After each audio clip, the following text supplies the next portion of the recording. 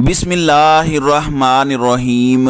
अस्सलामुअलैकुम नाज़रीन कराम, नई वीडियो में आपको खुश आमदीद कहते हैं। दो अहम इश्यूज़ के हवाले से पाकिस्तान तहरीक इंसाफ ने 7 सवालात खड़े कर दिए हैं। 7 सवालात पूछ लिए हैं chief justice Lahore high court से और कहा है कि क्या आला अदलिया के मुअज़्ज़िज़ जज का ये रवैया होना चाहिए। फिर नीचे 7 सवालात पूछे गए हैं और अपनी तकलीफ बयान की गई है। दूसरी जानिब एक जज हैं जिनके पास पाकिस्तान तहरीक इंसाफ के चेयरमैन इमरान खान की 5 दरख्वास्तें ज़मानत पड़ी हैं।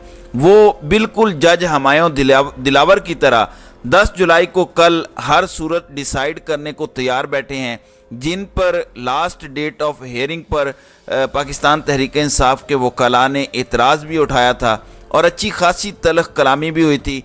उस जज के ख़िलाफ़ भी मामला हाई कोर्ट पहुंच गया है, उसकी तफसील भी मैं आपके साथ शेयर करूंगा।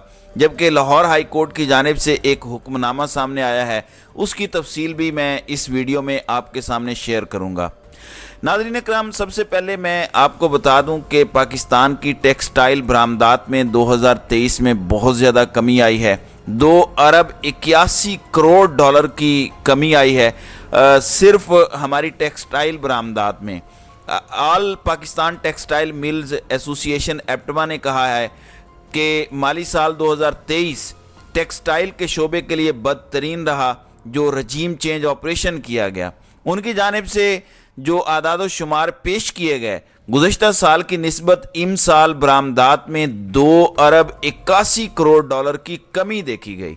एक बात नाज़रीन कराम मैं आपको बता दूं कि 2020 और 2021 के मुकाबले में 2022 में बहुत बड़ी कमी आई थी टैक्स बरामदात में, लेकिन 2022 से भी आगे निकल गया है। ये 2 अरब 81 करोड़ है 2022 की निस्बत कमी। ये सिर्फ एक टेक्सटाइल बरामदात में कमी है।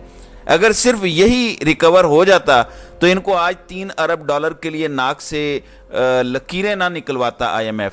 इनका सिर्फ ध्यान एक कर्ज लेने पर रहा। एप्टमा का कहना है कि बरामदात में ये कमी IMF के स्टैंड बाय प्रोग्राम की रकम के मुसावी है, जो जून 2022 के मुकाबले में जून 2023 में टेक्सटाइल बरामदात में 13% कमी हुई है। जून 2022 के 1 अरब 71 करोड़ डॉलर के मुकाबले में जून 2023 में टेक्सटाइल के बरामदात में 1 अरब 48 करोड़ डॉलर रहे हैं। एप्टमा के मुताबिक माली साल 2023 के दौरान टेक्सटाइल बरामदात में 15% की नुमायां कमी हुई। माली साल 2023 के 12 माह में टेक्सटाइल की बरामदात 16 अरब 51 करोड़ डॉलर रिकॉर्ड की गई। माली साल 2022 में टेक्सटाइल बरामदात 19 अरब 32 करोड़ थी।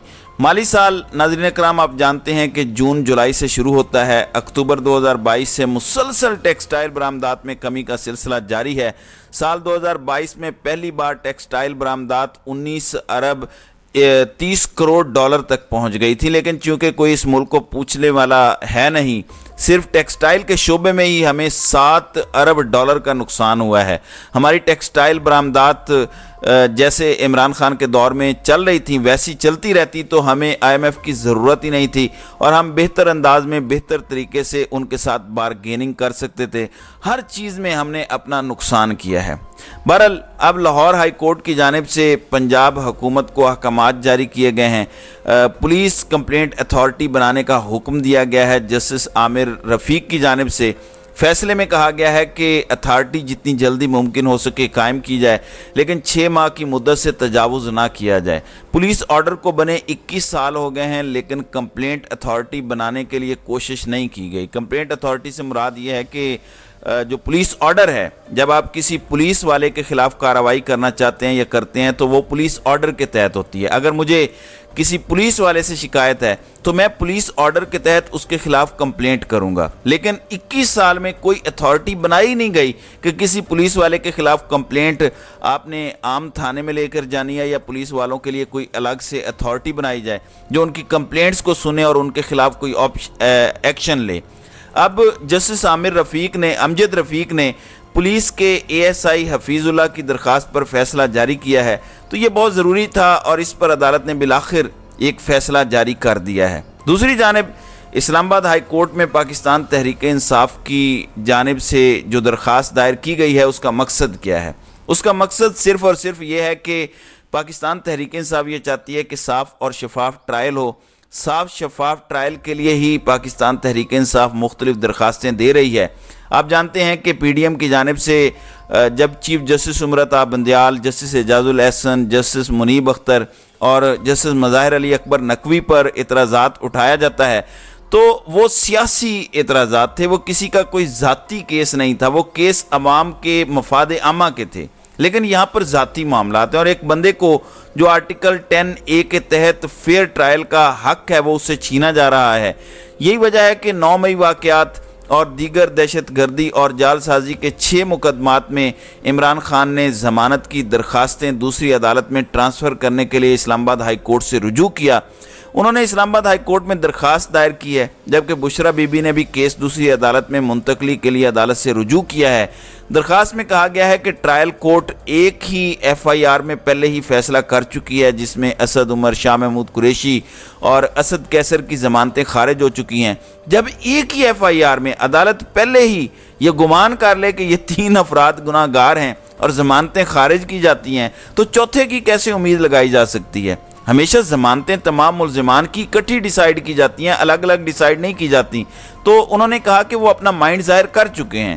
ٹرائل کورٹ نے کیس ٹرانسفر کی درخواست بھی خارج کر دی ہے۔ استدعا ہے کہ اعلیٰ عدلیہ کے فیصلوں کی روشنی میں کیس کسی اور جج کو ٹرانسفر کیا جائے۔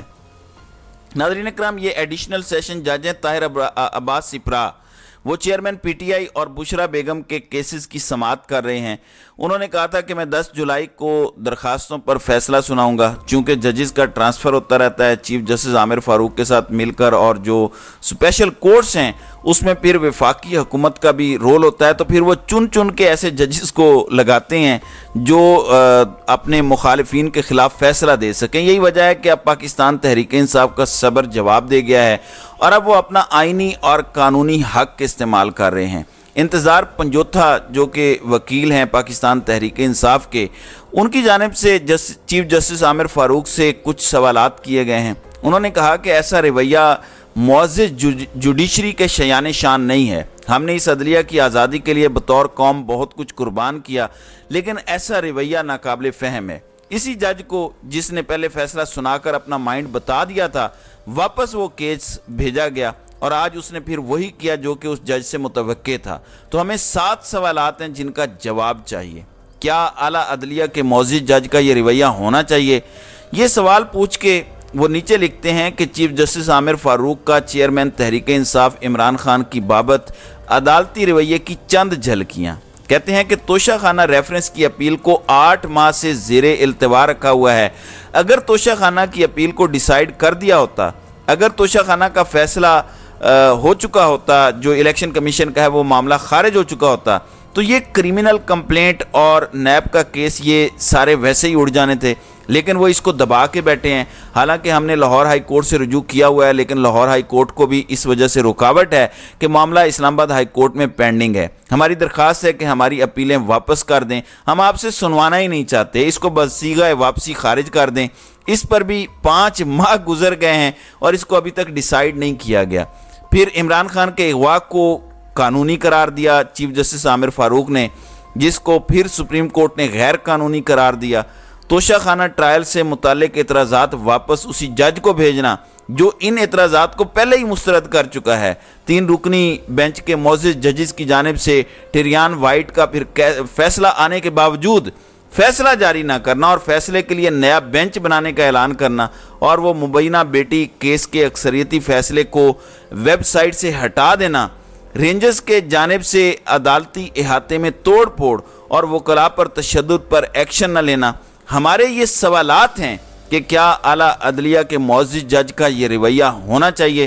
یہ سوالات پوچھے ہیں چیف جسٹس عامر فاروق سے انتظار پنجوتھا نے، جو عمران خان کے وکیل ہیں۔ بڑے تگڑے سوالات ہیں۔ ہم پچھلے گزشتہ 1 سال سے دیکھ رہے ہیں کہ عمران خان کے کیسز میں جسٹس عامر فاروق جس طرح کا رویہ اپنائے ہوئے ہیں، انہی رویوں کو سوالات کی شکل میں ڈھالا گیا ہے اور یہ اعتراضات جو ہیں وہ انتظار پنجوتھا کی جانب سے یا سوالات جو ہیں وہ انتظار پنجوتھا کی جانب سے پوچھے گئے ہیں۔ تو ناظرین کرام، آپ کی اس ویڈیو کے حوالے سے کیا رائے ہے؟